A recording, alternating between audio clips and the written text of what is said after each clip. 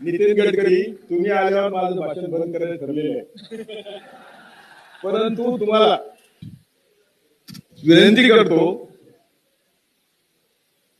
की असला खोटारडा पंतप्रधान आमच्या डोक्यावर बसवण्यापेक्षा तुम्ही ती गादी का घेत नाही? कारण तुमच्या बोलण्यातून तरी तुम्ही आम्हाला सर्वसमावेशक दिसता आणि तुम्ही जर हा इतिहास बघितला तर एकही ब्राह्मण सर्वसमावेशक नेता झालेला नाही. सर्वसमावेशक तुम्हाला संधी आहे, तुम्ही होऊ शकता पंतप्रधान. त्या तुम्हाला मी